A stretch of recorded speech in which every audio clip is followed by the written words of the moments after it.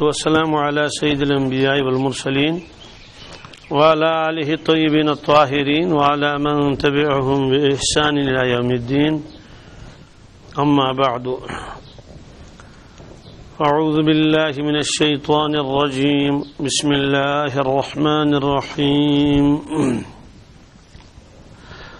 يا أيها الذين آمنوا لا تتخذوا اليهود والنصارى أولياء بعضهم أولياء بعض ومن يتولهم منكم فإنه منهم إن الله لا يهدي القوم الظالمين.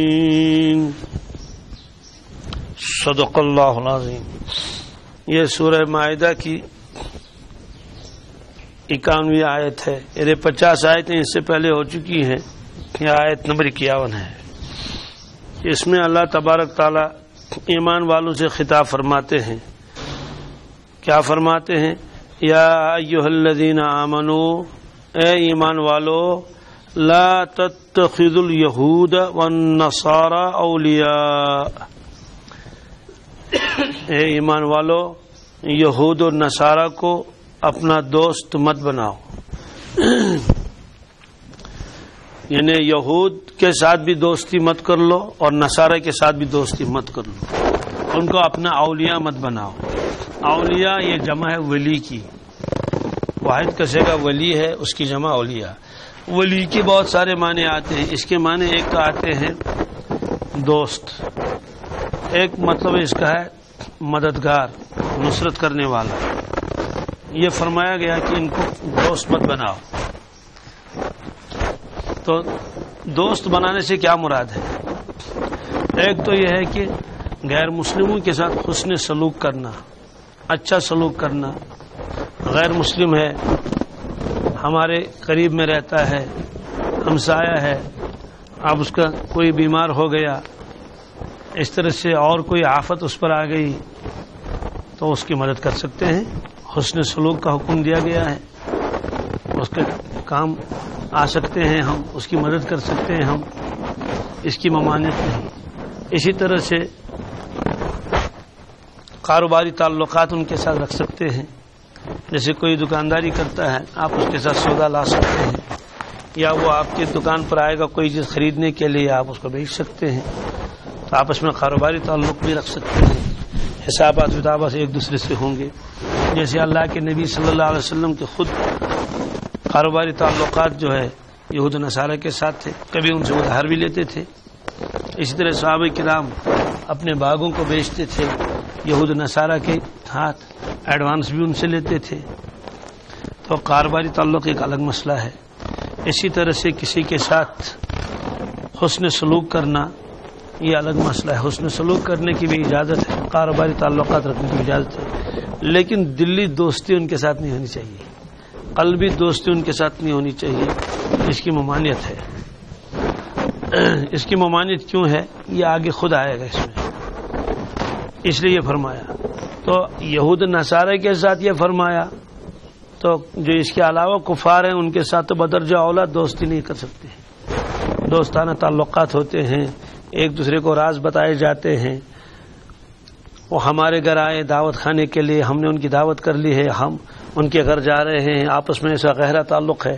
کہتے ہیں کہ بھائی ان کے ساتھ ہمارے بڑے تعلقات ہیں، دوستانہ تعلقات ہیں، بڑی محبتیں آپس میں ہیں. اسے منع کیا گیا ہے. یہ تو یہود نصارہ کا اللہ نے فرمایا، تو اس میں باقی کفار بھی آ گئے، چاہے کوئی بھی. یہود نصارہ کے ساتھ جب یہ بات ہے، دوسروں کے ساتھ تو درجہ اولا ہونی چاہیے.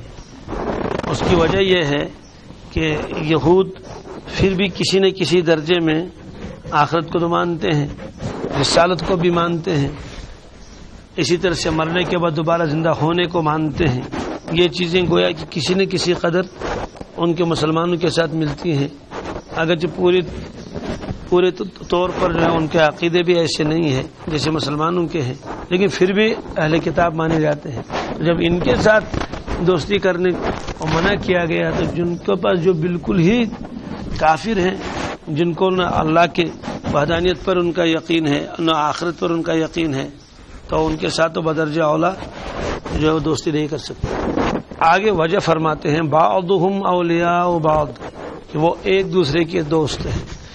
دوستی ہوتی ہے مناسبت کی وجہ سے، کسی کے ساتھ مناسبت ہوتی ہے، ایک خاص تعلق ہوتا ہے، دلی لگاؤ اس کے ساتھ ہوتا ہے، تو یہ ہوتا ہے۔ دوستی کبھی کبھی ہوتی ہے رشتے کی بنیاد پر، کبھی کبھی ہوتے ہیں عقیدے کی بنیاد پر، دونوں ایک عقیدے کے ہیں، اس وجہ سے بھی تعلقات ہو جاتے ہیں۔ اللہ تعالیٰ فرماتے ہیں بعضهم اولیاء بعض، وہ ایک دوسرے کے دوست ہیں، ان کو آپس میں مناسبت ہے۔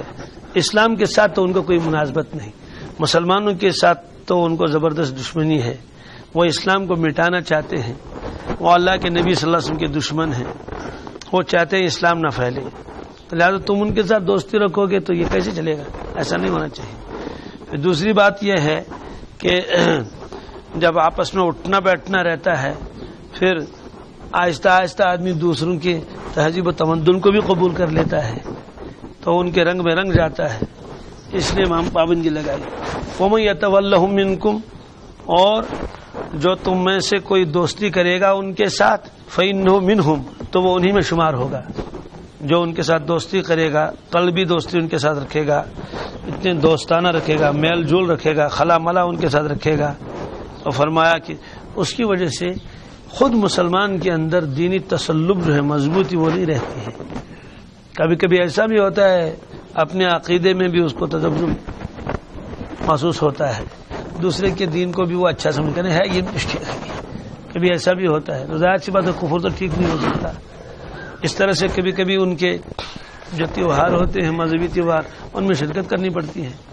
کہتے ہیں اس کیا کروں یہ سامت ویسے عید یو سامت دو پتوڑ یہ یا صحیح مٹھائی ڈب ہے، ہم عید کے دن وہ آیا تھا اور آج ان کی دیوالی ہے، آج ان کی فلاں دن ہے تو جانا پڑے گا، آج ان کا کرسمس ہے، کرسمس میں وہاں شرکت کرنی ضروری ہے، تعلقات ہیں، دوستانہ ہے، ورنہ اس کا دل ٹوٹ جائے گا، ناراض ہو جائے گا۔ عید کے دن تو یہ میرے گھر میں آیا تھا مٹھائی لے کر، اب آج ان کا کرسمس ہے، اب یہ یہاں سے مٹھائی لے کر جا رہا ہے، تو وہاں شمولیت کرنی پڑتی ہے۔ اب وہ گرجے میں گئے تھے، اس کو ساتھ لے گئے، ظاہر سی بات ہے۔ اب دیکھیے کتنی کمزوری اس کے اندر آ جائے گی دین کے اعتبار سے، ورنہ کاروباری تعلقات الگ مسئلہ ہے، آپ دکانداری کرتے ہیں، آپ کے پاس کوئی بھی آ سکتا ہے، لیکن وہ آپ کو یہ نہیں کہہ سکتا چلیے کل ہمارا کرسمس ہے آپ آئیے، آپ کہیں گے کیوں، میں کیوں آ جاؤں گا، کرسمس ہے تمہارا ہے۔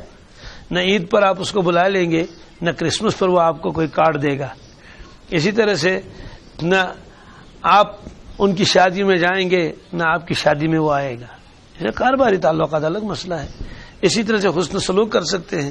ایسے ہی اگر وہ لوگ مسلمان ملک میں رہتے ہیں تو ان کے ساتھ بھی رعایتیں رکھ دی جائیں گی، ان کے بچے بھی اسکول میں پڑھ سکتے ہیں، وہ بھی اب راشن گارڈ سے راشن لے سکتے ہیں، کیونکہ وہ بھی ایک شہری ہے، تو شہری ہونے کے اعتبار سے اسلام ان کو ساری سہولتیں دے دے گا۔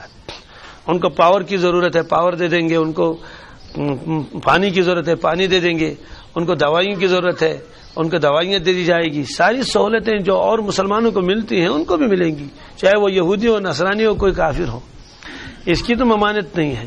ایسے کبھی آفت آ جاتی ہے، اللہ تعالیٰ بچائے، کوئی طوفان آ گیا، اس میں اگر مسلمان ملک ہے اس میں کچھ ہندو بھی ہیں، آپ ان کے لیے بھی مدد کر سکتے ہیں، ان کے مکان کا بھی انتظام کر لیجئے، ان کو بھی ریلیف دے دیجئے، ان کو بھی کچھ دے دیجئے، یہ حسن سلوک ہے، عدل ہے، اس میں کوئی ممانعت نہیں ہے۔ لیکن قلبی تعلق ان کے ساتھ ہو، دلی دوستی ان کے ساتھ ہو، ہم نوالا اور ہم پیالہ ہو جائیں، جس طرح سے مسلمان ہوتے ہیں، ایک تھالی میں کھا لیتے ہیں، فخر سمجھتے ہیں، ایک دوسرے کے ساتھ ایک دوسرے کپڑے پہنتے ہیں، آتے جاتے ہیں، اس طرح کے تعلقات اگر ہوں گے تو فرمایا کہ فَإِنَّهُ مِنْهُمْ، فَإِنَّهُ، تو یہ مسلمان ہونے کے باوجود بھی انہی یہود نصار میں شمار ہوگا، یہ اللہ تعالی نے فرمایا فَإِنَّهُ مِنْهُمْ، یہ انہی میں ہے۔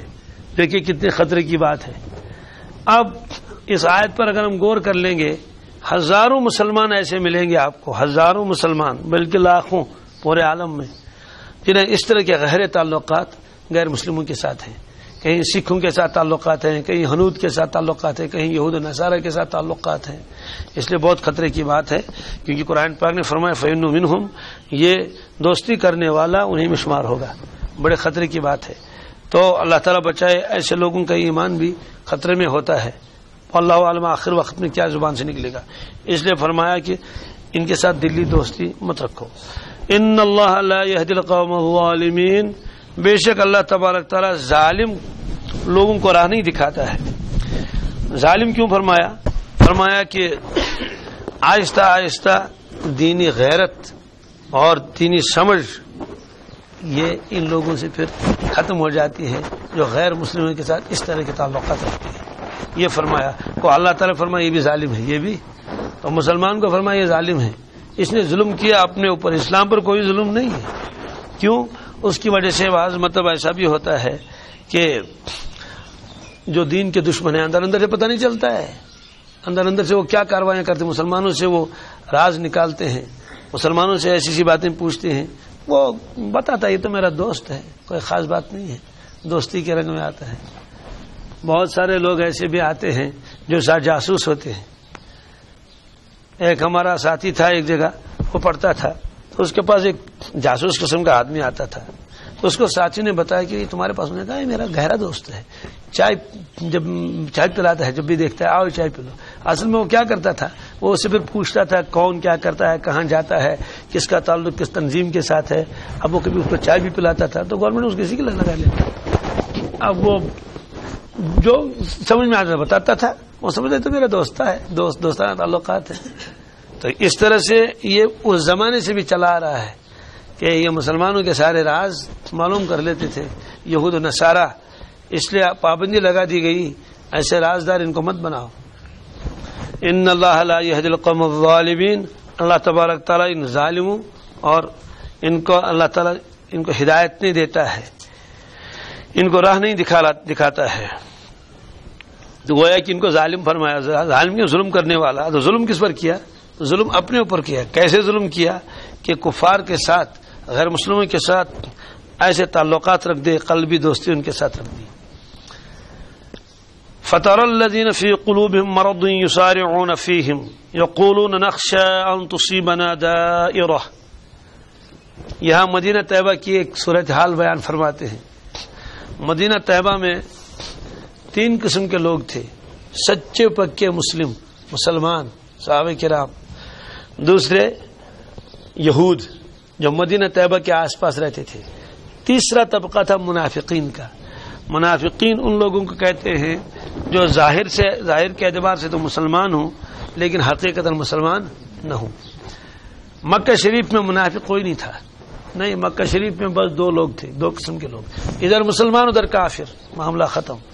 وہاں نفاق والا مسئلہ نہیں تھا، بس 2 چیز، جو مسلمان ہو جاتا تھا مسلمان ہو جاتا تھا، جو کافر تھا وہ کافر تھا. مدینہ طیبہ میں یہ تیسری قسم نکل آئی کہ وہ ظاہر کے اعتبار سے تو مسلمان تھے لیکن باطن کے اعتبار سے وہ بالکل پکے کافر تھے.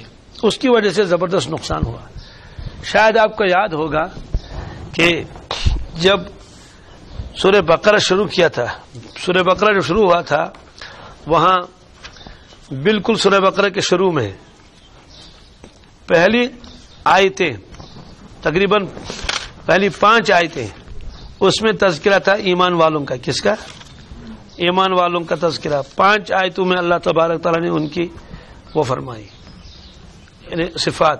اس کے بعد 2 آیتوں میں تذکرہ آیا کفار کا. 5 اور 2 کتنے ہوگی؟ 7 آیتیں. 7 آیتیں. اس کے بعد تقریباً 20 آیتوں تک، گویا 7 نکالے 20 میں سے 13 آیتیں. 13 آیتوں میں تذکرہ ہے صرف منافقین کا. کس کا؟ عقل حیران ہو جاتی ہے. کافروں کا تذکرہ 2 آیتوں میں کیا اللہ تبارک تعالیٰ نے، اور منافقین کا تذکرہ 13 آیتوں میں کیا. 13 اور 2 15، 15 اور 2 5، 20 ہوگی. تو وہ رکوع جو ہے وہ 20 آیتوں تک وہاں وہ سلسلہ چلا. سب سے زیادہ تفصیل جو اللہ تعالیٰ نے وہاں فرمائی منافقین کی، چونکہ ان کی حالت زیادہ خراب تھی اس لیے ان کے نفاق کو مثالوں کے ذریعے سے اللہ تبارک تعالیٰ نے سمجھا دیا. تو اس میں فرمایا کہ مدینہ طیبہ کے اندر اب جو تیسری جماعت تھی ان کی حالت اللہ تعالیٰ بیان فرماتے ہیں. فَتَرَى الَّذِينَ فِي قُلُوبِهِم مَّرَضٌ. آپ دیکھیں گے یہاں مراد ہر دیکھنے والا. آپ دیکھیں گے ان لوگوں کو جن کے دلوں میں مرض ہے, بیماری ہے. یسارعون فیہم, وہ دوڑ لگاتے ہیں, وہ دوڑ کر جاتے ہیں. کن میں جاتے ہیں؟ وہ انہی یہود میں. یہود کے ساتھ ان کے زبردست تعلقات رہتے ہیں. جب ان سے کہا جاتا ہے کہ بھائی آپ تو مسلمان ہیں, یہ تو یہودی ہیں, آپ ان کی شادی میں بھی گئے تھے, آپ نے ان کے ساتھ ایسے دوستانہ تعلقات رکھے ہیں, اور اللہ تعالیٰ نے منع فرمایا یا ایھا الذین آمنوا لا تتخذوا اليہود والنصارى اولیاء, یہ آپ کیا کر رہے ہیں؟ تو وہ کہتے تھے نخشى ان تصیبنا دائرہ, وہ کہتے تھے اصل میں وجہ یہ ہے ہم لوگوں کو اندیشہ رہتا ہے کہ ایسا نہ ہو قحط سالی ہو جائے, کوئی نقصان ہو جائے تو پھر پریشانی ہوگی. اس وقت ہم ان کے ساتھ جا نہیں سکیں گے بس ان کے پاس, کیونکہ یہ ہمارے ساہوکار ہیں, یہ ہمارے व्यापारी ہیں, یہ ہمارے جس طرح سے آج وہ ہوتے ہیں آڑتی ہیں. تو چونکہ ہم لوگوں کو ضرورت پیش آ جاتی ہے ان کے پاس جانے کی, اس وجہ سے تو ان کے ساتھ تعلقات رکھنے پڑتے ہیں. یہ وہ جواب دیتے تھے. مدینہ طیبہ کے یہودی, ان کا اثر پورے علاقے پر تھا. صحابہ کرام جو مزدوری بھی کرتے تھے, بہت سارے مزدور ان کے یہاں باغوں میں مزدوری کرتے تھے, اور بہت سے اپنے کھجوروں کو انہیں کو دیتے تھے, ایڈوانس لیتے تھے ان سے. یہ بہت بڑے مالدار تھے یہودی, پورے علاقے میں ان کا قبضہ تھا. اس لیے یہ مسلمانوں نے صاحب کٹ کر لیا, کہہ رہے ہیں کہ ہم رہیں نہ رہیں لیکن ان کے ساتھ تعلقات نہیں رکھیں. کھوا نہ کھوا مگر ان سے تو تعلق کیا اللہ تعالیٰ نے فرماؤ. اب جو یہ دوسری جماعت تھی یہ تو برابر تعلقات رکھتے تھے, ان کے ساتھ آنا اور جانا, اور وہ اور یہ شادیوں میں جانا, ان کے ساتھ ان کو اپنے گھر بلانا, یہ ساری چیزیں تھیں. جب ان سے مسلمان کہتے تھے, سچے پکے مسلمان, کہ تمہیں کیا ہو گیا, تم ان کے ساتھ انسان تعلق رکھتے ہو, تو وہ کہتے تھے اصل وجہ یہ ہے کہیں ایسا نہ ہو کوئی قحط وغیرہ پڑ جائے, پریشانی ہو جائے, تو اس وقت اگر ہم ان کے پاس جائیں گے پیسے لینے کے لیے, ادھار لینے کے لیے, تو دیں گے نہیں. یہ کہیں گے بھائی تمہارا ہمارے ساتھ کوئی تعلق تو ہے نہیں, تم نے تو بالکل ہمارے ساتھ ترک تعلقات کیے ہیں. یہ پریشانی کی وجہ سے ہم ان کے ساتھ الیک سلیک رکھ لیتے ہیں. یہ تو ظاہر میں کہتے تھے, لیکن باطن میں اصل کیا تھا؟ باطن میں یہ تھا کہ ہو سکتا ہے یہ لوگ غالب آ جائیں مسلمانوں پر. کن پر؟ اور چاہتے بھی تھے یہ لوگ غالب آ جائیں. تو اگر جب یہ غالب آ جائیں گے مسلمانوں پر تو ہم تو ان کو کہیں گے جناب ہم تو تمہارے ساتھ تھے, ہم تو تمہارے پرانے دوست ہیں, تو اس وقت ہماری بات بن جائے گی. یہ ان کے دلوں میں تھا کہ مسلمان ہار جائیں گے, مغلوب ہو جائیں گے, یہودی غالب آ جائیں گے, اور چونکہ ہمارے ان کے ساتھ تعلقات ہیں دوسرے مسلمانوں کو پتہ نہیں یہ کیا کیا کریں گے, ماریں گے ان کو اور ہم کو یہ نوازیں گے انعامات وغیرہ سے. یہ دل میں چھپی ہوئی بات تھی. زبان سے کہتے تھے شاید کوئی قحط سالی وغیرہ ہو جائے, پھلوں میں کمی آ جائے, تو اس وقت ہم کو تو ضرورت پیش آ جاتی ہے قرض وغیرہ لینے کی, اس وجہ سے ہم ان کے ساتھ تعلقات رکھتے ہیں. یہ کیفیت اللہ تعالی نے بیان فرمائی یہاں. کیا؟ فَتَرَ الَّذِينَ فِي قُلُوبِهِم مَرَضٌ, آپ ایسے لوگوں کو دیکھیں گے جن کے دلوں میں مرض اور بیماری ہے نفاق کی. یسارعون فیہم, یسارعون فیہم کے معنی آتے ہیں یہ دوڑ کر جاتے ہیں, بار بار جاتے ہیں, خوب تعلقات ان کے ساتھ رکھتے ہیں. یسارعون کا لفظ لگا دیا, یسارعون فیہم. جس طرح سے قرآن پاک نے فرمایا کہ ایمان والا نیک عملوں میں سبقت کرتا ہے, دوڑ کے جاتا ہے, مسجد میں پہنچ گیا, فلاں کام میں پہنچ گیا. یسارعون فیہم, آپ دیکھیں گے وہ کہ آپ ان کی طرف وہ جا کے دوڑ کے جاتے ہیں, انہیں بار بار جاتے ہیں. یقولون, کہتے ہیں, نخشا, ہم کو ڈر ہے, ہم کو اندیشہ ہے, ان تصیبنا دائرہ, کہیں کوئی آفت نہ پڑ جائے, کوئی پریشانی نہ آ جائے, گردش زمانہ کی وجہ سے اتفاقاً کوئی چیز نہ آ جائے, گرانی نہ ہو جائے, کہیں اور جنگ وغیرہ میں پریشانی نہ آ جائے کفار کے ساتھ. اس وجہ سے ہم ان کے ساتھ تعلقات رکھتے ہیں. اس وقت ان سے کچھ ادھار بھی لے سکتے ہیں, مدد بھی کر سکتے ہیں, ان سے لے سکتے ہیں. یہ فرمایا. اللہ تعالیٰ فرماتے ہیں فَعَسَى اللَّهُ أَن يَأْتِيَ بِالْفَتْحِ, کیا عجب ہے اللہ تبارک تعالیٰ فتح دے مسلمانوں کو. کیا عجب ہے, یعنی یہ کوئی تعجب کی بات نہیں ہے, بالکل قریبی ایسا ہے اللہ تعالیٰ مسلمانوں کو کامل فتح عطا فرمائے. فَعَسَى اللَّهُ, تو اللہ تبارک تعالیٰ أَن يَأْتِيَ بِالْفَتْحِ, لے کر آئے فتح, یعنی فتح دے دیں گے خود اللہ تعالیٰ اپنی قوت سے. او امر من عنده, یا کوئی خاص بات اللہ تبارک تعالیٰ اپنی طرف سے کر دیں گے۔ وہ خاص بات کیا تھی؟ فرماتے ہیں یا تو فتح آئے گی، مسلمان جیت جائیں گے، جب مسلمان جیت جائیں گے یہ شرمندہ ہو جائیں گے کہ ہم تو کچھ سوچ رہے تھے، یہاں تو معاملہ دوسرا ہو گیا، ہم نے تو ذہن میں یہ رکھا تھا کہ مسلمان ہار جائیں گے، مغلوب ہو جائیں گے اور کفار غالب آئیں گے اور یہود ان کا ساتھ دے رہے ہیں تو ہماری بھی دال گلے گی، لیکن یہاں تو معاملہ الٹا ہو گیا کہ ان کفاروں کو تو مسلمانوں نے ہرا دیا، بدر میں وہ ہار گئے اور اتنے مارے گئے، احد میں اگرچہ مسلمان بھی زخمی ہوئے لیکن پھر بھی مسلمان جیت گئے، اس طرح سے خندق کا واقعہ پیش آ گیا، اس میں پھر مسلمان جیت گئے اور کافر ہار گئے، جگہ جگہ ہار گئے۔ جب دیکھیں گے تو مسلمانوں نے جیت لیا، جو ان کے دلوں میں یہ تھا کہ مسلمان ہاریں گے، مغلوب ہو جائیں گے، تو اب ان کو ندامت اندر سے آئے گی، یا اللہ تبارک تعالیٰ کوئی خاص بات اپنی طرف سے نازل فرمائیں گے نبی کریم صلی اللہ علیہ وسلم کے اوپر، صاف بتا دیا جائے گا یہ طبقہ تو منافقین کا ہے، اس لیے فرمایا فی قلوب مرض، جن کے دلوں میں کیا ہے؟ مرض ہے، بیماری ہے۔ وہ بیماری کون سی؟ نفاق کی بیماری۔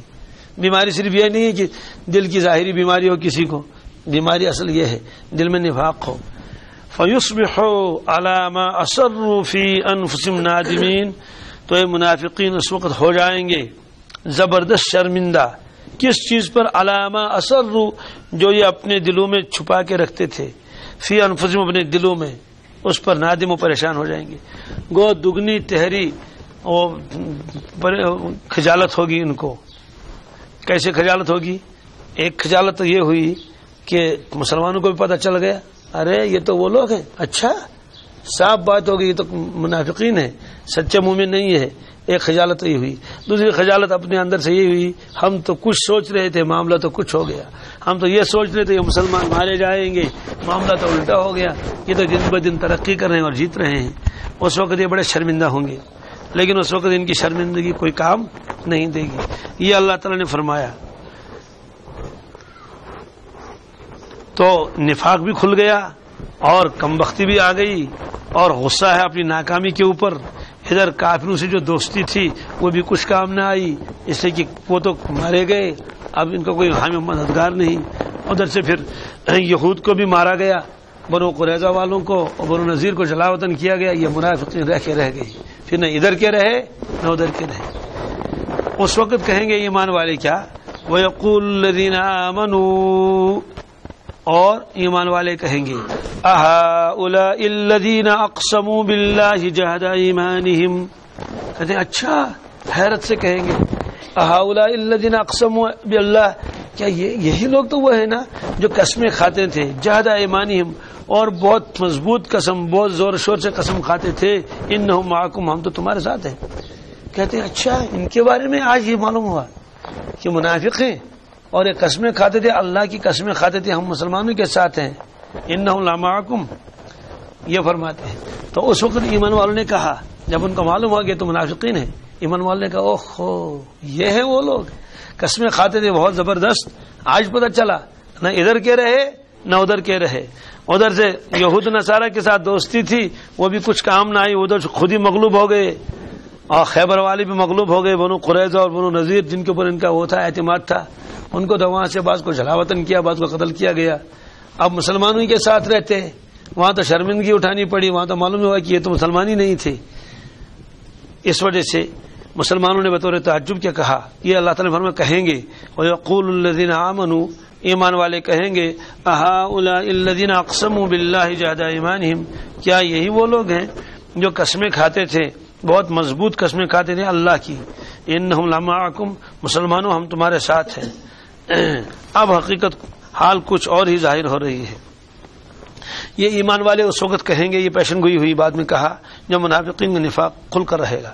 اللہ تعالیٰ فرماتے ہیں حبطت اعمالہم، ان کے اعمال سب کے سب برباد ہو گئے۔ سوال ان کے کون سے اعمال تھے جو برباد ہو گئے؟ تو فرماتے ہیں کہ ایک مطلب تو اس کا یہ ہے جو عمل انہوں نے کیا تھا، جو وہاں ان کے ساتھ جانا آنا، ان کو رپورٹیں پیش کرنا، پہنچا دینا، مسلمانوں کے راز ان کو بتا دینا، یہ سارے اعمال غارت کے غارت ہو گئے، پھر بھی ناکام رہ گئے یہود و نصارہ اور کفار بھی، اس لیے برباد ہو گئے ان کے اعمال۔ دوسرا مطلب اس کا یہ ہے کہ جو وہ اعمال کرتے تھے نیک اعمال بظاہر، وہ بھی سب کے سب غارت ہو گئے، وہ اتنے غارت ہو گئے کہ ان اعمال کے بدلے میں بجائے ثواب کے عذاب ان کو ہونے لگا۔ سوال ہے کہ وہ اعمال برباد کیسے ہو جائیں گے اور ان پر پکڑ کیسے ہو جائے گی؟ یہ بہت اہم چیز ہے، اس کو ذہن میں رکھنا ہے۔ نماز ایک آدمی پڑھ لیتا ہے اللہ کی رضا کے لیے، اس پر تو ہے ثواب۔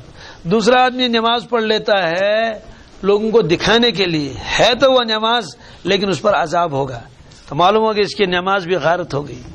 ایک آدمی نے حج کیا اللہ کی رضا کے لیے، جیسے ماں کے پیٹ سے پیدا ہوا تھا جس دن اس دن واپس آیا، ثواب مل جائے گا، گناہ معاف ہو گئے۔ دوسرا آدمی بھی حج کو گیا، مسلمان ہے لیکن دل میں ریا تھا کہ لوگ کہیں گے کہ ہے حج صبا ون لیگ وتھ پانس حج حاجی فلانی، تو یہ حج سارا غارت ہو گیا، برباد ہو گیا۔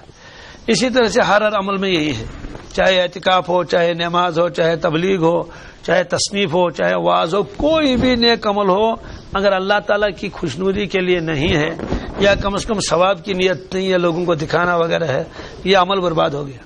چلو برباد کا مطلب یہ ہے کہ حج کیا ثواب نہیں ملا، قربانی کی ثواب نہیں ملا، اعتکاف کیا ثواب نہیں ملا، چلہ لگایا ثواب نہیں ملا، واعظ تبلیغ کام کیا ثواب نہیں ملا، کتاب لکھی ثواب نہیں ملا، چلو ٹھیک ہے۔ لیکن ان اعمال پر پھر الٹی سزا ملتی ہے، پھر سزا ملتی ہے ان پر کہ آپ نے یہ کام کیے اور لوگوں کے لیے کیے، ظاہر سی بات اعمال تو غارت ہو گئی نا، برباد ہو گئی۔ اس لیے ریاکار کو زیادہ عذاب ہوگا، اسی طرح سے منافقین کو زیادہ عذاب ہوگا کفار کے مقابلے میں، یہ قرآن پاک میں ہے۔ جتنا کفار کو عذاب ہوگا اس سے زیادہ عذاب ہوگا منافقین کو۔ کیوں؟ اس لیے کہ کفار سے زیادہ نقصان نہیں ہوا مسلمانوں کو جتنا نقصان ہوا منافقین کی وجہ سے، اس لیے کہ کفار تو وہی کاروائی کرتے تھے جو ان کو پتہ چلتا تھا، اس کے علاوہ تو نہیں، لیکن منافقین یہی تو ساری باتیں پہنچاتے تھے ان کے پاس، کفار کے پاس، ان کی وجہ سے زیادہ نقصان ہوتا تھا، اس لیے ان کو زیادہ وہ ہوگا، ان کے اعمال برباد ہو جائیں گے۔ پھر دوسری بات یہ ہے کہ جو بعض لوگ جو توہین کرتے ہیں، جس کو ہنسی اور ٹھٹھا بناتے ہیں، اگر اعمال کو آدمی ٹھٹھا اور ہنسی بنائے گا تو اس پر زبردست اللہ کی جانب سے گرفت ہوتی ہے۔ اس کی مثال پہلے بھی آ چکی ہے، پھر آج میں اس کو سناتا ہوں۔ قرآن پاک میں یہ آیت بار بار آتی ہے، کئی جگہ یہ آیت ہے کہ منافقین کے اعمال برباد ہو گئے، اور ان المنافقین فی الدرک الاسفل من النار، منافقین کو زیادہ عذاب ہوگا کفار کے مقابلے میں۔ سوال یہ ہے کہ کم از کم انہوں نے تو ظاہری اعمال تو کیے تھے، اللہ کے نبی صلی اللہ علیہ وسلم کے سامنے تو ساتھ نماز پڑھتے تھے، جہاد میں بھی جاتے تھے، بعض مرتبہ تھوڑا بہت کچھ نہ کچھ صدقہ خیرات بھی کر ہی لیتے تھے زور زبردستی کر کے۔ جب سب ساتھیوں نے 10 روپے 50 روپے دے دیے تو یہ منافقین کی بھی کچھ نہ کچھ 54 58 دیتے تھے۔ تو اب سوال یہ ہے کہ ان کو تو کچھ نہ کچھ عذاب میں کمی ہونی چاہیے، لیکن عذاب کیوں ہو رہا ہے زیادہ ان اعمال کی وجہ سے؟ یہ اشکال بڑے بڑے لوگوں کو ہو گیا تھا۔ علامہ احمد بن سلجماسی فرماتے ہیں مجھے زندگی بھر یہ اشکال رہا کہ ٹھیک ہے ایک آدمی عمل کرتا لوگوں کو دکھانے کے لیے، لیکن پھر بھی سجدہ تو ہوا اللہ کو، چاہے لوگوں کو دکھانے کے لیے ہی، کچھ نہ کچھ تو خیرات بھی کر لی۔ تو یہ سوال انہوں نے اپنے شیخ سے پوچھا تھا پھر کہ حضرت سمجھ میں نہیں آتا ہے کہ منافقین کے اعمال پر اللہ کو اتنا غصہ کیوں آ رہا ہے، منافقین کے نیک اعمال کر رہے ہیں۔ تو شیخ نے عجیب جواب دیا، شیخ نے فرمایا اصل میں وہ ظاہر میں اعمال تھے، حقیقتاً وہ مذاق تھا۔ کیا تھا؟ استہزاء، تمسخر۔ اس نے کہا وہ کیسے؟ واقعی وہ نماز پڑھ رہا ہے، رکو تو رکو ہے، تو تمسخر کیسے ہو جائے گا؟ پھر شیخ نے مثال دے دی تو علامہ نے فرمایا اللہ اکبر، شکر اللہ کا، میرا سارا بوجھ ہلکا ہو گیا اور سارے اشکالات دور ہو گئے۔ شیخ نے کیا مثال دی؟ شیخ نے فرمایا دیکھیں چند شکاری گئے صبح صبح شکار کرنے کے لیے، سب ان کے پاس بندوقیں ہیں، اصلی بندوق، وہ گئے جنگل میں شکار کرنے کے لیے، ہرنی کا شکار کرنا یا اور کسی کا، ان میں 2-3 شخص وہ بھی تھے جن کے پاس نقلی بندوقیں تھی، لکڑی کی، کس کی؟ لکڑی کی بندوقیں ہیں، رنگ ونگ ویسا ہی کیا ہوا ہے برابر۔ اب جب وہ سارے لوگ بیٹھے شکار کو مارنے کے لیے، اب یہ آدمی بھی بیٹھا جس کے پاس لکڑی کا بندوق ہے، یہ بھی بیٹھا ہے شکار کو کیا کرنے کے لیے، بالکل جیسے ایکشن وہ کر لیتے ہیں جیسے انہوں نے وہ جگہ پکڑ لی، برابر یہی۔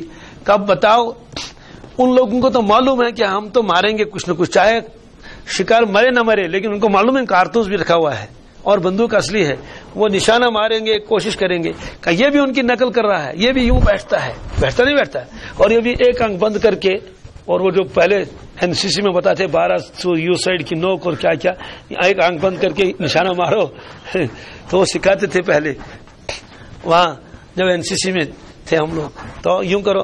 اب وہ بھی سارے ایکشن کر لیتا ہے، لیکن اس کا دل خود اندر سے کہتا ہے یہ تو مذاق ہے، یہ تو اس لیے کہ میرے پاس بندوق اصلی ہے ہی نہیں، نہ اس میں کارتوس ہے، میں چاہے کتنی بھی کوشش کرتا ہوں. تو ظاہر سی بات ہے اب تو وہ ایسے ہی دیکھا دیکھی ان لوگوں کے ساتھ دوڑتا بھی ہے شکار کے پیچھے، اور کبھی یوں بیٹھتا ہے، کبھی جلدی سے اس کو جو ہے وہ ٹریگر کو ہاتھ لگاتا ہے، تو وہ تو سب لکڑی کا ہے. انہوں نے کہا بتاؤ کیا وہ مذاق نہیں کرتا ہے؟ اس نے کہا تو بالکل تو مذاق ہے، یہ تو واقعی مذاق ہے، اور اس کا دل خود کہتا ہوگا تو کچھ بھی نہیں، یہ تو وہ ہے، یہ تو لکڑی کا بندوق ہے. اس نے کہا دیکھو صحابہ کرام جو نماز پڑھتے تھے وہ اللہ کے نبی کو سچا نبی سمجھ کر نماز پڑھتے تھے، ان کے پیچھے ان کی دعاؤں پر جو آمین کہتے تھے اور ان کا سچا نبی سمجھ کر آمین کرتے تھے، اور ان کی دعاؤں کو سچا سمجھتے تھے، یہ سب تھا. اور وہ جو نماز پڑھتے تھے وہ واقعی اللہ کے لیے پڑھتے تھے.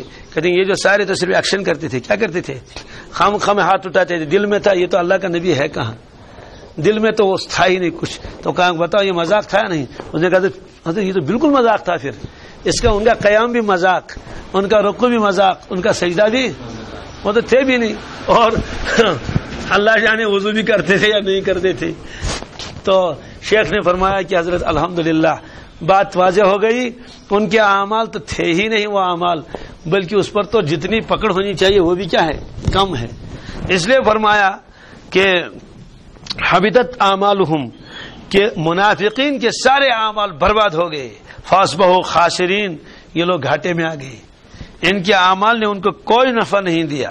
آخرت میں بھی، دنیا میں تو قلعی کھل گئی، رسوائی ہو گئی مسلمانوں کے سامنے، اور آخرت میں جو ظاہری نیکیاں تھی بالکل وہ بے وزن، اس کو وزن ہی نہیں تھا، سب ختم ہو گیا. آخرت میں کچھ بھی ان کے ساتھ نہیں تھا.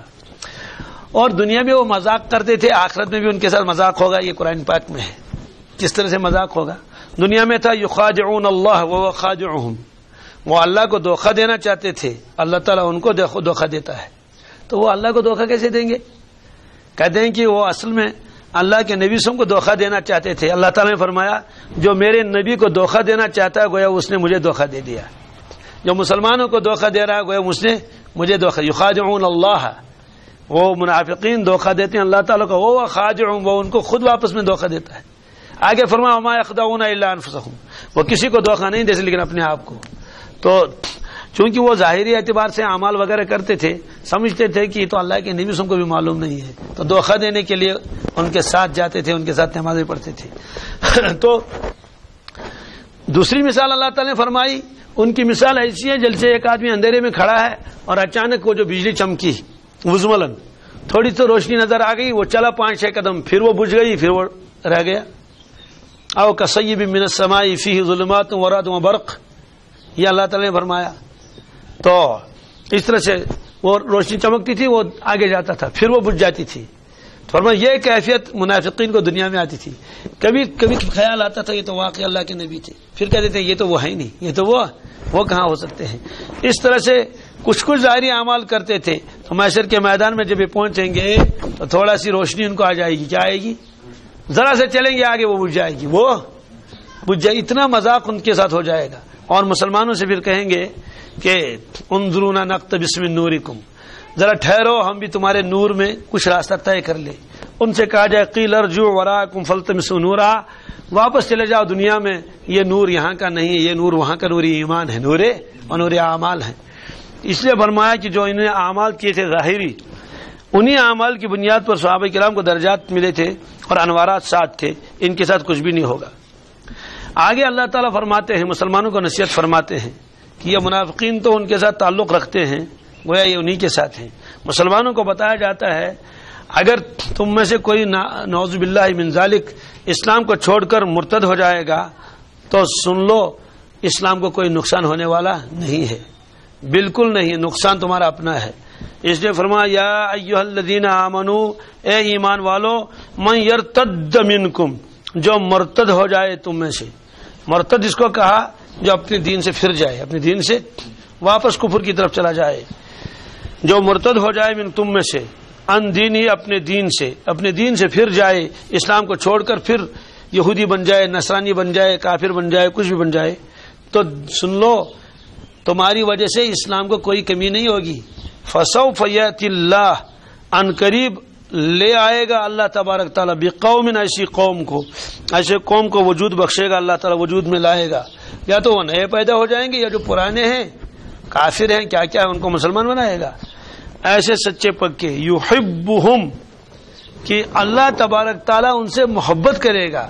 وَيُحِبُّونَهُ، اور وہ لوگ اللہ سے محبت کریں گے. کہ میں ایسی قوم کو لاؤں گا کہ وہ اللہ تعالیٰ ان سے محبت کریں گے اور وہ اللہ سے محبت کریں گے، سچی محبت. میں ایسی قوم کو لاؤں گا، اگر کوئی مرتد ہو جائے گا ہونے دو، یہ اللہ تعالیٰ نے فرمایا. اور ان کی صفت کیا ہوگی؟ ایک صفت تو یہ فرمائی اللہ ان سے محبت کرے گا، دوسری صفت یہ فرمائی کہ وہ اللہ سے محبت کریں گے، کیونکہ اللہ تعالیٰ محبوب بھی ہیں، اللہ تعالیٰ محب بھی، محبت کرتے ہیں اپنے بندوں کے ساتھ. اذلۃ علی المؤمنین، ایمان والوں کے اوپر تو وہ بڑے نرم ہوں گے. کیا ہوں گے؟ ایمان والوں کے اوپر بڑے مہربان ہوں گے. اذلۃ عزت علی الکافرین، کافروں کے اوپر تو وہ بڑے سخت ہوں گے کافروں کے مقابلے میں. اس کا کیا مطلب ہے؟ ایمان والا ایسا ہی ہونا چاہیے. دوسری جگہ قرآن پاک نے فرمایا محمد الرسول اللہ والذین معہ اشداء علی الکفار رحماء بینہم. فرمایا کہ اللہ کے نبی صلی اللہ علیہ وسلم اور جو ان کے ساتھ ایمان والے ہیں، والذین معہ اشداء علی الکفار، کافروں کے مقابلے میں بڑے سخت ہیں، ایسا لگتا ہے جیسے ہمالیہ. رحماء بینہم، آپس میں بڑے نرم ہیں. اس کے کیا مطلب ہے آپس میں بڑے نرم ہے؟ مطلب یہ ہے کہ آپس میں تو وہ ایک دوسرے کے لیے جان دینے کے لیے تیار ہیں. مسلمان کے خلاف وہ اپنی طاقت استعمال نہیں کرتے، مسلمان کے خلاف وہ اپنا کوئی زور نہیں چلاتے ہیں. بالکل لگتا ہے کہ بالکل نرم آدمی ہے، ادھر سے ذرا تیز بات کہو ادھر سے کچھ بھی نہیں، اتنے نرم مزاج ہیں، کوئی سخت کارروائی بھی نہیں کرتے ہیں. مسلمانوں کے ساتھ تو ان کا یہ معاملہ ہے، اور کافروں کے ساتھ تو بڑے سخت ہیں، ایسا لگتا ہے کہ ہمالیہ سے زیادہ مضبوط ہیں. یہ فرمایا. اذلتن کے ایک ترجمہ آتا ہے شفقت، کہ اذلتن علی المؤمنین، جنہیں مومنین پر بڑی شفقت ہوگی، مومنین کے ساتھ بڑی نرمی سے پیش آ جائیں گے. وہ یہ ایسے لوگ ہم بنائیں گے، یہ اللہ تعالیٰ فرماتے ہیں. یعنی ان کو لائیں گے ہم وجود میں. تو کتنی صفتیں ہوں گی؟ ایک تو اللہ ان سے محبت کرے گا، ایک وہ اللہ سے محبت کریں گے، ایمان والوں کے اوپر بڑے مہربان ہوں گے اور کافروں کے مقابلے بڑے سخت ہوں گے. یہ صفت سب سے پہلے پائی جاتی ہے صحابہ کرام کے اندر. کن کے اندر؟ جیسے یہ ساری صفات ان میں تھی. گویا اس میں منافقین کو بھی بتایا جا رہا تھا تم نفاق پر رہو گے، مرتد ہو جاؤ گے، کھلم کھلا انکار کرو گے، تب بھی کوئی کمی نہیں ہے. دیکھو صحابہ کرام کیا ہیں، ہم ان سے محبت کرتے ہیں، وہ ہم سے محبت کرتے ہیں. ایمان والوں کے بارے میں یہ زبردست نرم اور شفیق ہیں، کافروں کے مقابلے میں بڑے سخت ہیں. اسی لیے یہ عقیدہ رکھنا چاہیے کہ صحابہ کرام جتنے بھی تھے سارے ایک دوسرے میں آپس کے ساتھ کیا تھے؟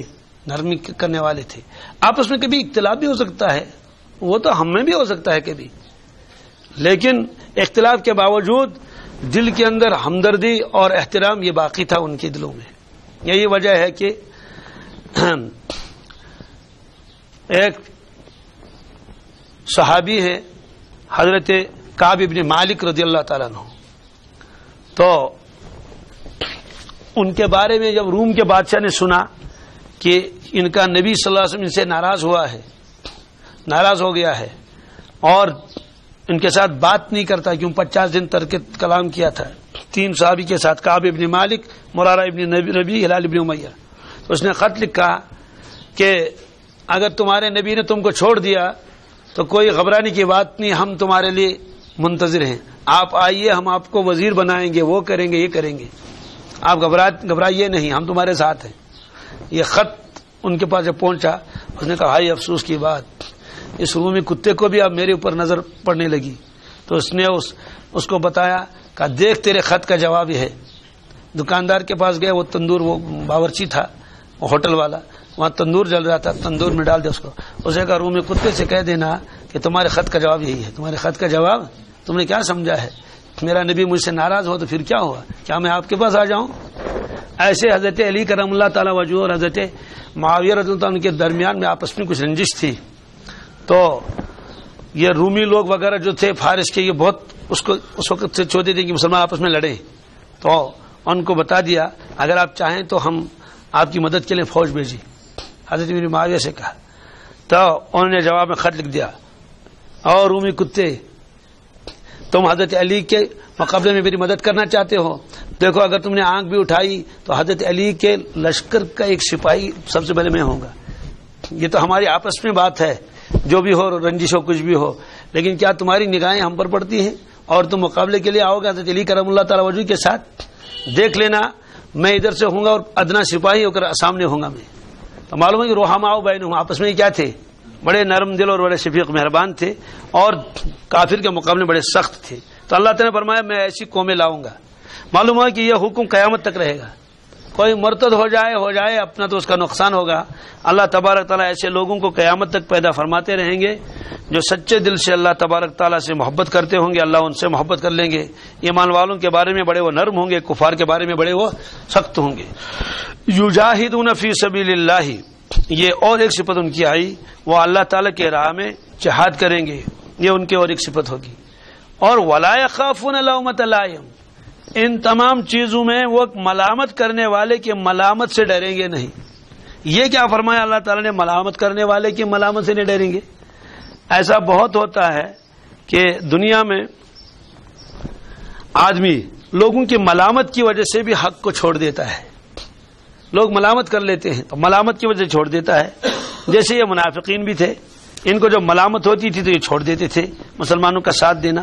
یہ فرمایا کہ مومنین کی شان یہ ہے مخلصین کی منافقین کے مقابلے میں، کہ اگر منافقین جائیں گے بھی، کبھی کبھی جاتے بھی تھے اس میں جہاد وغیرہ میں، تو دبے دبائے جاتے تھے، پیچھے پیچھے رہتے تھے، ہلکا پھلکا اس میں شمولیت کر لیتے تھے.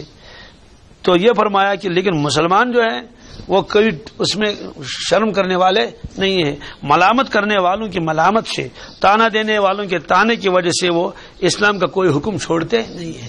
یہ فرمایا بہت سارے لوگ تانے کی وجہ سے چھوڑ دیتے ہیں باطل احکامات کو. فرمایا کہ ایمان والوں کی نشانی یہ ہے وہ کسی ملامت کرنے والے کی ملامت سے ڈرتے نہیں ہیں. آگے فرمایا ذالک فضل اللہ، ذالک اللہ اکبر، یہ تو اللہ کا فضل ہے. کیا کیا؟ اللہ ان سے محبت کرے، وہ اللہ سے محبت کرے. ایمان والوں کے بارے میں وہ بہت نرم ہوں گے، کافروں کے بارے میں بڑے سخت ہوں گے. اللہ کے راستے میں جہاد کریں گے، لڑیں گے، دوسری قربانیاں دے دیں گے. جہاد کا لفظ عام بھی ہے. اور ملامت کرنے والوں کی ملامت سے بالکل متاثر نہیں ہوں گے. اسے لکھا اپنے دھن میں ہوتے ہیں. کیا ہوتے ہیں؟ اپنے لوگ تانے دیتے ہیں، اس کے اعمال پر تانے دیتے ہیں، اس کے لباس پر تانے دیتے ہیں، اپنی دھن میں رہتا ہے، اس کو کوئی خبر ہی نہیں. کہتے ہیں کہنے دو تم ہے وہ نہیں ایمان والوں چھتے تیوان، ہم تو اپنا کام نہیں چھوڑیں گے، اپنی دھن میں ہوتا ہے. یہ فرمایا ذالک فضل اللہ، فرمایا یہ اللہ کا فضل ہے، یہ اللہ کا. ورنہ بہت سارے لوگ جو ہے وہ ڈگمگاتے ہیں اور کام چھوڑتے ہیں. کہتے یؤتیہ من یشاء، اللہ جس کو چاہے اس کو دے دے. اللہ جس کو چاہے، یہ اللہ کا فضل ہے، جس کو چاہے وہ اس کو عطا کرے. واللہ واسع علیم، اللہ تبارک تعالیٰ بڑی وسعت والے ہیں اور بڑا علم والا ہے. یعنی جس کو چاہے اس مرتبہ سے نواز دے، اللہ تعالیٰ کو کوئی روکنے والا نہیں ہے. یہ فرمایا ذالک فضل اللہ، فرمایا ذالک، اس سے مراد ایمان اور یہ اوصاف جن کا اوپر تذکرہ آ چکا ہے، یہ اللہ کا فضل ہے. آگے اب اللہ تعالیٰ نے پہلے فرمایا کہ کفار کے ساتھ اور یہود نصارہ کے ساتھ دوستی مت رکھو. اب سوال ہے پھر کس کے ساتھ دوستی رکھیں گے؟ پھر ہمارا کون دوست ہوگا، ہمارا کون مددگار ہے؟ تو اللہ تعالیٰ نے فرمایا دیکھو انما ولیکم اللہ، تمہارا دوست اللہ ہے. تمہارا دوست، یہ تو عجیب آیت ہے. اللہ اکبر. یہ نہیں فرمایا تمہارا دوست زید بکر اور عمر ہے. دیکھو انما ولیکم اللہ، تمہارا دوست بس اللہ ہے. تو جس کا اللہ دوست ہوگا اس کے تو کسی کی دوستی کی کوئی ضرورت ہی نہیں. فرمایا ورسولہ، اور تمہارا دوست اللہ اس کا رسول ہے. انما ولیکم اللہ، ایمان والو تمہارا دوست تو اللہ ہے، ورسولہ، اور اس کا رسول. والذین آمنوا، اور ایمان والے. اور معلوم ہوا کہ تمہارے اصل دوست تو ایمان والے ہیں، تمہارا حامی و مددگار اللہ تبارک تعالیٰ ہے، اور تمہارا دوست تو اللہ کا رسول ہے. تو یہ فرمایا کہ ایمان والے تمہارے دوست. مطلب یہ ہے کہ یہی تو دوستی کے قابل ہے. انہی کے ساتھ دل لگاؤ، انہی کے ساتھ دل سے کیا کر لو، محبت کر لو. اللہ کے ساتھ دل سے محبت کر لینا، اللہ کے نبی کے ساتھ دل سے محبت کر لینا، اور ایمان والوں کے ساتھ دل سے محبت کر لینا، یہ تو تمہارے کام آ جائیں گے. فرمایا کہ یہ ایمان والے کون سے ہیں؟ الذین یقیمون الصلاۃ، ان ایمان والوں کی ایک نشانی ہے یہ نماز کے بڑے پابند ہیں، نماز کے بڑے پابند ہیں، ویؤتون الزکاۃ، اور زکات بھی دیتے رہتے ہیں، وہم راکعون، اور بہت ہی خشوع خضوع والے ہیں، ان کے دلوں میں کوئی کبر غرور نہیں ہے، بڑے خشوع خضوع والے ہیں، حقیقی دوست یہی ہیں۔ یہ فرمایا وہ یہ پوری امت کو خطاب ہے، کس کو؟ پوری امت کو خطاب ہے، یہود کو چھوڑ دو، نصارہ کو چھوڑ دو، حنود کو چھوڑ دو، اور اپنا دوست بناؤ اللہ کو اور اللہ کے نبی صلی اللہ علیہ وسلم کو اور ایمان والوں کو۔ اس میں بہت سارے لوگ ایسے بھی ہوتے ہیں، ہے نا، سمجھ ہے مشیم نمائش کھارن ہے، بات سمجھ کہتے نہیں کہتے ہمیشہ مسلمان سے نفرت، یہ بات کہنے دیکھیے تو ایک خطرہ ہے نا، تو حقیقت تو فرمایا کہ حقیقت تمہارے دوست کون ہے؟ یہی ہے۔ وَمَن يَتَوَلَّ اللَّهَ، اور جو آدمی دوستی رکھے گا اللہ کے ساتھ، وَرَسُولَهُ، اور اس کے رسول کے ساتھ، صلی اللہ علیہ وسلم، وَالَّذِينَ آمَنُوا، ایمان والوں کے ساتھ، فَإِنَّ حِزْبَ اللَّهِ هُمُ الْغَالِبُونَ، تو سنو لوگو، اللہ تعالیٰ کا گروہ غالب ہے، اللہ تعالیٰ گروہ، اللہ کی جماعت، اللہ کا لشکری غالب رہے گا۔ یہ مطلب یہ ہے کہ جس کا اللہ تعالیٰ حامی ہو اور جس کا دوست اللہ کے نبی صلی اللہ علیہ وسلم ہو اور ایمان والے ہوں، آخر میں انجام کے اعتبار سے وہی غالب رہیں گے۔ جب انجام کے اعتبار سے وہی غالب رہیں گے تو انہی کو دوست بناؤ۔ یہ گویا ان کو بھی بتایا جا رہا ہے، کن کو؟ منافقین کو۔ تم جو یہ کہتے ہو کہ ہم یہود کے ساتھ اس لیے تعلقات رکھتے ہیں، کہیں ایسا نہ ہو کہ گردش زمانہ کی وجہ سے کوئی بات پیش آ جائے، یا دل میں چھپا کے رکھا ہے کہ یہ کافر شاید غالب آ جائیں گے، مسلمان مغلوب ہو جائیں گے۔ اللہ تعالیٰ فرماتے ہیں لیکن سنو، جو اللہ تعالیٰ کے ساتھ، اللہ کے نبی صلی اللہ علیہ وسلم کے ساتھ دوستی رکھے گا ایمان والوں کے ساتھ، سنو انہی کا گروپ جو ہے، انہی کا لشکر جو غالب ہونے والا ہے۔ یہ منافقین کو بتایا گیا، اس وقت تو تم پچھتاؤ گے اس کی کیا ہوا، اس لیے بہتر تو یہ ہے سچے دل سے ایمان قبول کر لو۔ یہ ان کو بھی نصیحت ہو رہی تھی اس وقت۔ آگے اللہ تبارک تعالیٰ فرماتے ہیں، یا ایھا الذین آمنوا لا تتخذوا الذین اتخذوا دینکم ہزوا ولعبا، اے ایمان والو ان لوگوں کو بھی اپنا دوست مت بناؤ۔ لا تتخذوا الذین اتخذوا، ان لوگوں کو بھی اپنا ولی دوست مت بناؤ۔ کون؟ الذین اتخذوا دینکم ہزوا ولعبا، جنہوں نے تمہارے دین کو ہنسی اور کھیل بنا رکھا ہے۔ کیا رکھا ہے؟ ہنسی اور کھیل۔ من الذین اوتوا الکتاب من قبلکم، ایک تو وہ لوگ ہیں جن کو تم سے پہلے کتاب دی گئی، یہود و نصارہ، والکفار، اور کافروں کو۔ انہیں نہ تو کافروں کو اپنا دوست مت بناؤ اور نہ یہود و نصارہ کو، یہ تمہارے دین کو مذاق بناتے ہیں، یہ تمہارے دین کے ساتھ ہنسی کرتے ہیں۔ ان کا کام یہی ہے، مسلمانوں کے ساتھ وہ مذاق کر لینا، کبھی ایک مذاق کرتے ہیں کبھی دوسرا مذاق کر لیتے ہیں، اس لیے ان کے ساتھ تعلق مت رکھو۔ یہ فرمایا۔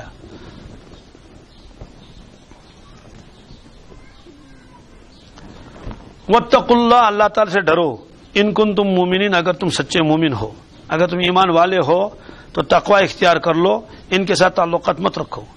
کیا کیا ہنسی مذاق کرتے تھے، ایک اس کا تذکرہ آگے آ رہا ہے۔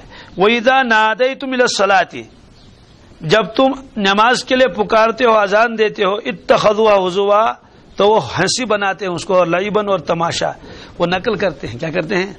لاگن چیز نماز۔ ذالک بأنہم قوم لا یعقلون، یہ اس وجہ سے یہ بالکل بیوقوف قسم کے لوگ ہیں، عقل سے کام نہیں لیتے ہیں۔ وہ کرتے کیا تھے؟ جب وہ اذان دیتے تھے وہ اذان کا مذاق اڑاتے تھے، کفار مذاق اڑاتے تھے، یہود نصارہ مذاق اڑاتے تھے۔ بلکہ ایک یہودی تھا، جب وہ اذان سنتا تھا تو وہ ہمیشہ کہتا تھا احرق اللہ الکاذب، جھوٹے کو اللہ جلائے، جھوٹے کو اللہ۔ کبھی تو مؤذن کو کہتا تھا یہ جھوٹ بول رہا ہے، کبھی نسبت کرتا اللہ کے نبی وسلم کے ساتھ، ہمیشہ یہ عادت تھی۔ اور آخر میں اس کا ہوا کیا؟ آخر میں اس کے گھر میں آگ لگ گئی، وہ خود جل گیا، اس کا سارا عیال جل گیا گھر میں ہی۔ تو یہ کہہ رہا تھا وہ، فرمایا کہ یہ بیوقوف قسم کے لوگ ہیں۔ بیوقوف کیوں ہیں؟ بیوقوف یہ اس لیے ہیں کہ ظاہر سی بات ہے، اس اذان میں دیکھو، غور تو کرو، اس میں کون سی چیز ہے مذاق کی؟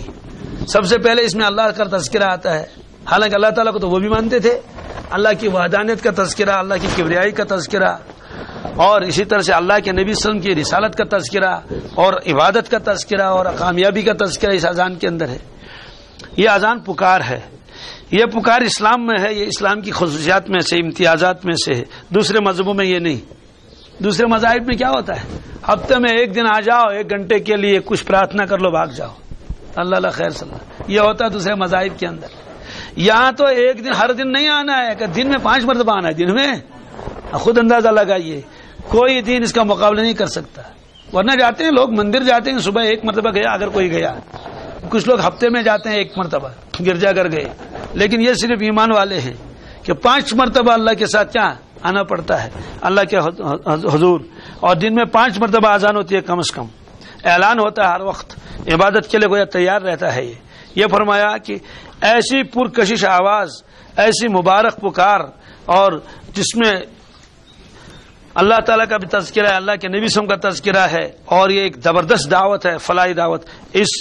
اس کو یہ لوگ مذاق کرتے ہیں. اور اس کے بعد لکھا ہے کہ کتنے لوگ اس اذان سے متاثر ہو جاتے تھے. اذان کی آواز آئی بے قراری ہو گئی, حالانکہ وہ معنی بھی نہیں سمجھتے تھے. بہت سارے لوگوں کی حالت کیا ہوئی کہ اذان جب ہوتی تھی ہمارے دل کو ایک عجیب طرح سے ایک کیفیت طاری ہو جاتی تھی. بعد میں آ کر وہ لوگ مسلمان ہو گئے. اس لیے فرمایا کہ ان کا حال تو یہ ہے کہ تو تمہاری اذان کو بھی مذاق بناتے ہیں اور تمہاری اذان کے ساتھ ہنسی کھیل کرتے ہیں. لہذا جو لوگ تمہارے ہنسی کھیل کر لیں تمہارے دین کے ساتھ, ان کے ساتھ دوستی مت رکھو. اس سے معلوم ہوا کہ اگر کوئی مسلمان بھی اللہ تعالیٰ بچائے دین کے کسی چیز کے اندر کیا کرے گا, مذاق سمجھے گا, ان کے ساتھ ایسے تعلقات نہیں رکھنے چاہیے.